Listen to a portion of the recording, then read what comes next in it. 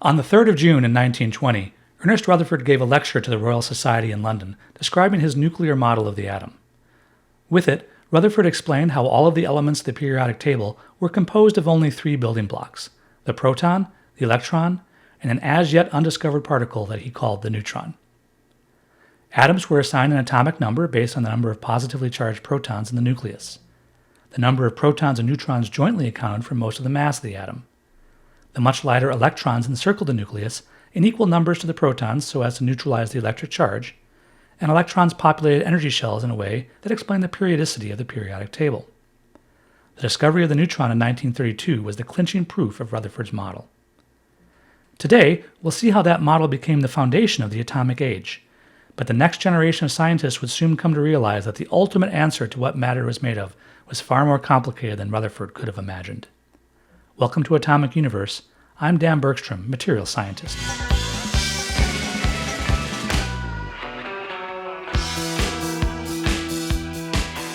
It's kind of amazing when you think about the experiments described in our last episode, which revealed the protons and neutrons hiding deep inside atoms, and realize they were all done with scientific equipment that could sit comfortably on a tabletop.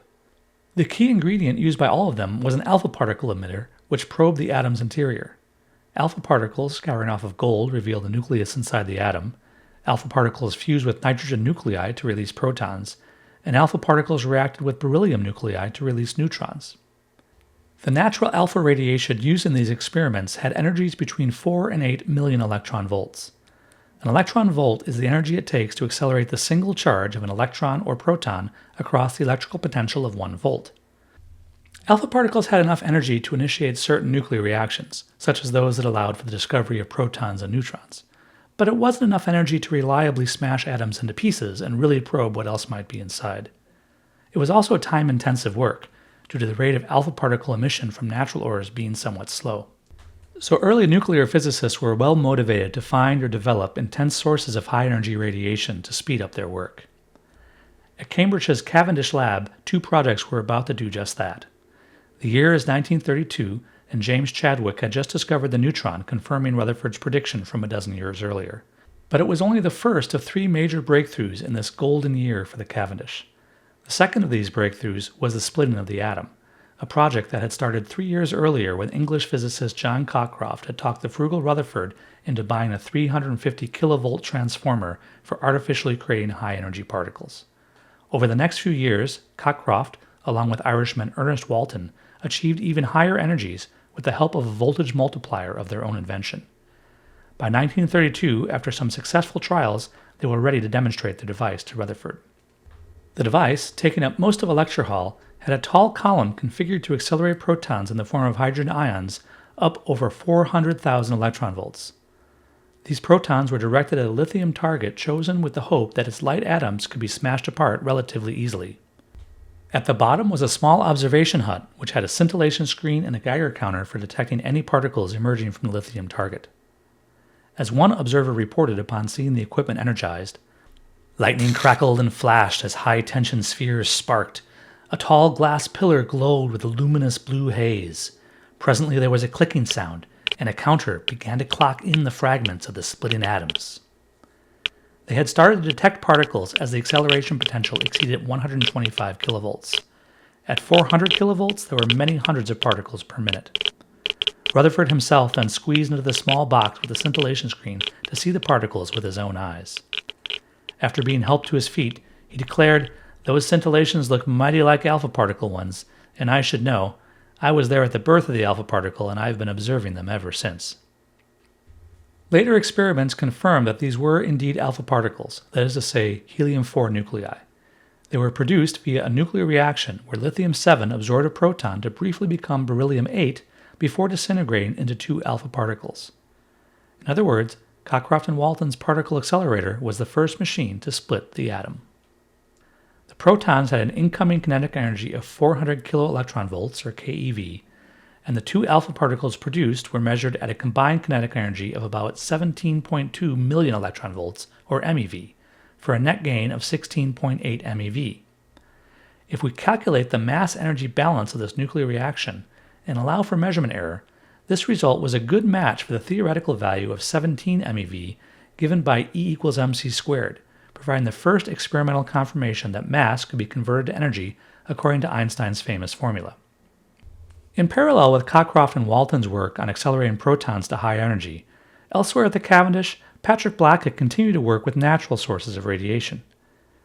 Back in 1924, Blackett had used his cloud chamber design to capture the alchemy of alpha radiation transmuting nitrogen into oxygen.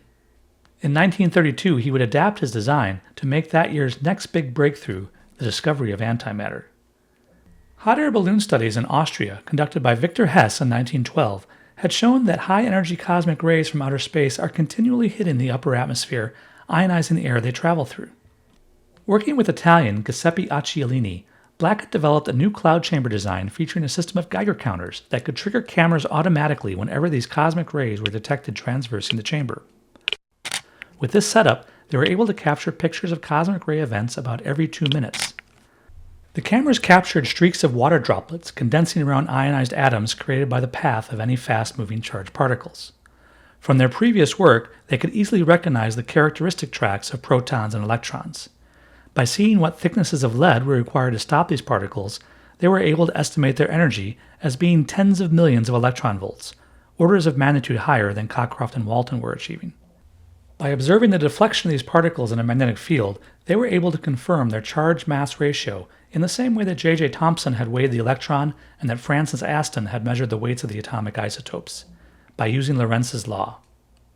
Lorentz's law says the magnetic force acting on a moving charge will be perpendicular to the direction of travel and proportional to the product of the velocity of the charge and the magnetic field strength. This force then gives rise to a centripetal acceleration equal to the velocity squared divided by the radius of the particle's circular path. Using F equals ma, we can then say the Lorentz force must be equal to the mass times the centripetal acceleration. Dividing both sides by mass times velocity gives the relation that velocity over radius equals magnetic field times the ratio of the particle's charge to mass. As Blackett analyzed the tracks in his pictures, measuring the radius of curvature and calculating their energies, charges, and masses, he found a puzzling thing. There were some particles that had the same mass as an electron, but were bending the opposite way in a magnetic field, as if they were positively charged. Cautious as he was, he waited to publish this result until he amassed more examples of these particles. But in the end, he waited too long. In September of 1932, Carl Anderson, working independently halfway around the world at Caltech, published a short article describing the same kinds of tracks in a similar cloud chamber that he had designed in collaboration with Robert Millikan. Blackett had been scooped. Blackett rushed to publish his set of 15 photographs in March of 1933 and beat the actual publication of Anderson's pictures by a matter of days, but Blackett had to acknowledge the priority of Carl Anderson's claim to finding the positive electron, and it was Anderson that was awarded the Nobel in 1936 for discovery of what came to be called the positron, the first antimatter particle. But in 1948, Blackett was also recognized for his overall work on cloud chambers and cosmic rays. The discovery of the positron confirmed a 1931 prediction by Paul Dirac that antiparticles could exist. This prediction came from the energy-momentum relation for relativistic particles, that is, particles moving close to the speed of light. Near the speed of light, a particle's mass will increase according to Einstein's theory of relativity. The energy-momentum relation can be derived from this equation by using E equals mc squared to convert relativistic mass to total energy and the rest mass of the particle to the rest mass energy, and multiplying velocity times mass to get momentum. This equation for the total particle energy has a square root in the final equation, which allows for a negative square root. This yields a total particle energy which is negative. Dirac maintained that particles with negative energy could be real and calculated the properties of what we now call antiparticles.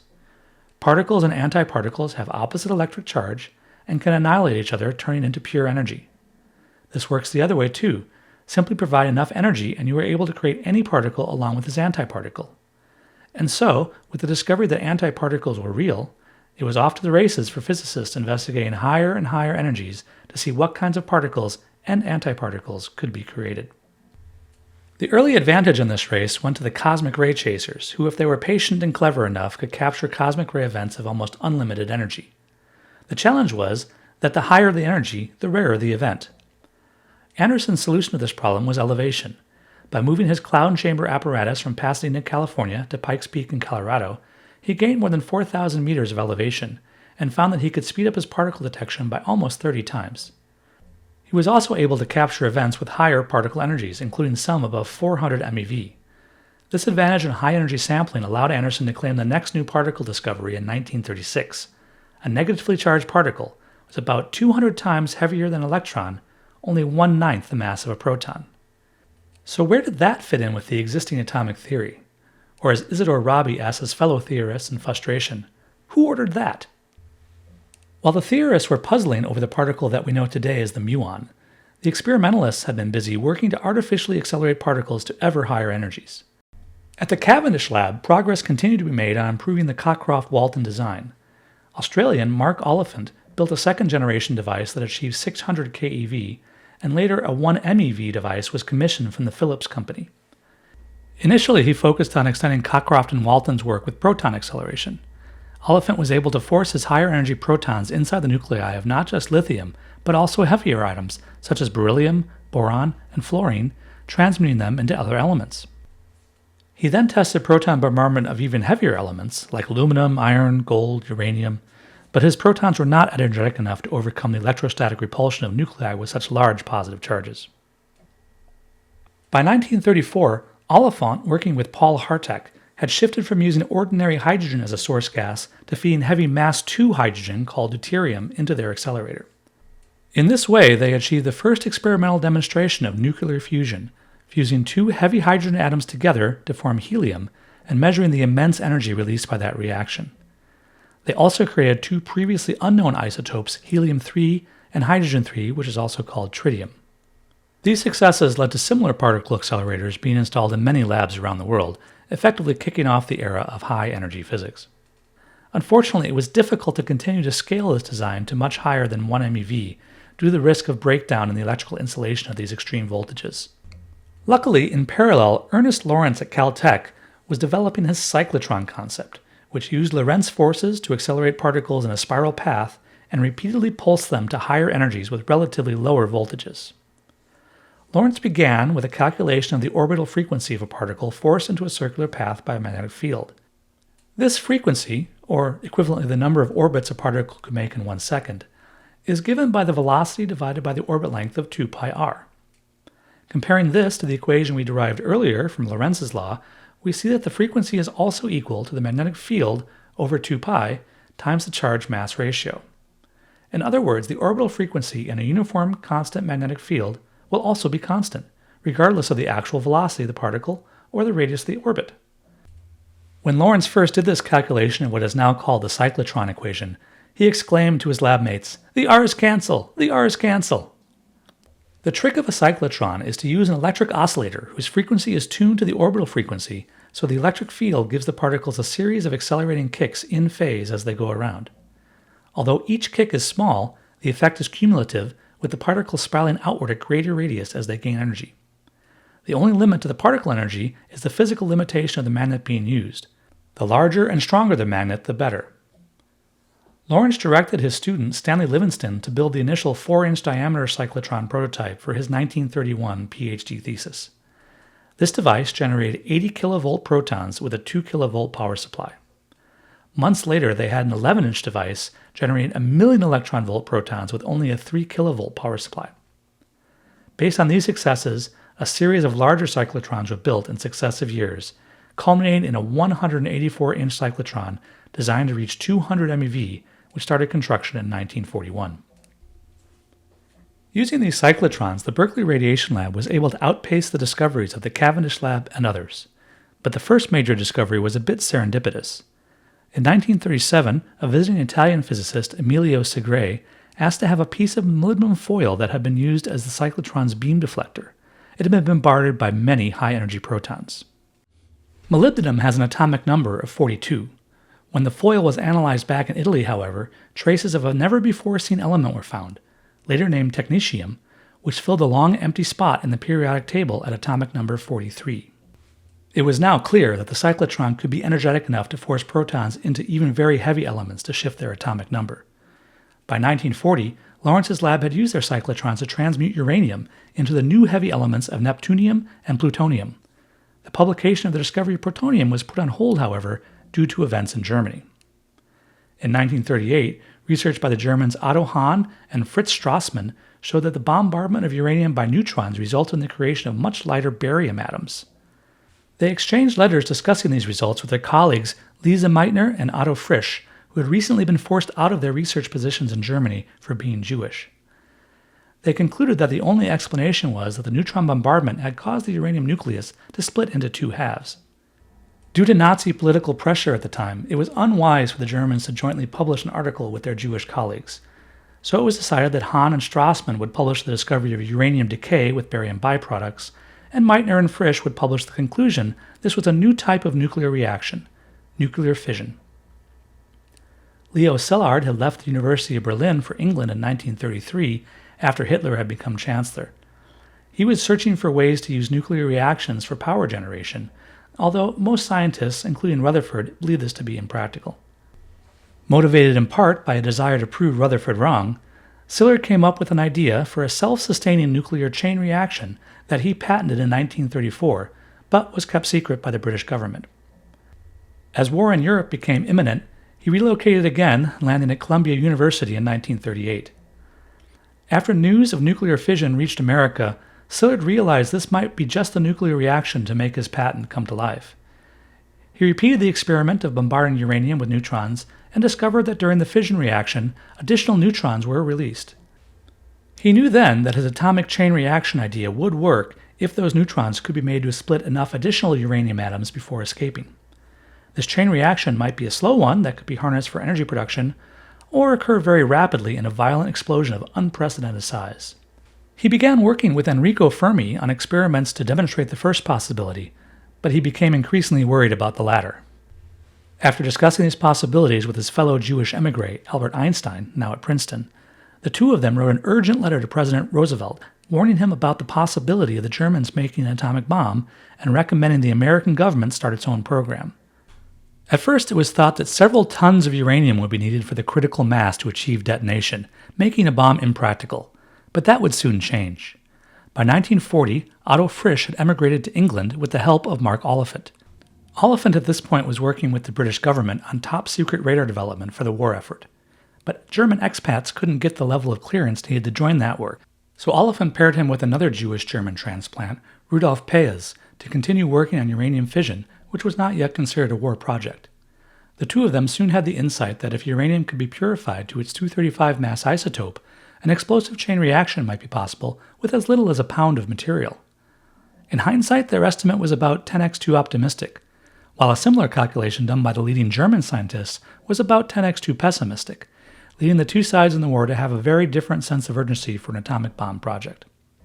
Oliphant delivered a top-secret memorandum to the British government detailing the calculations of this critical mass and its explosive potential, and recommended that the Americans be informed.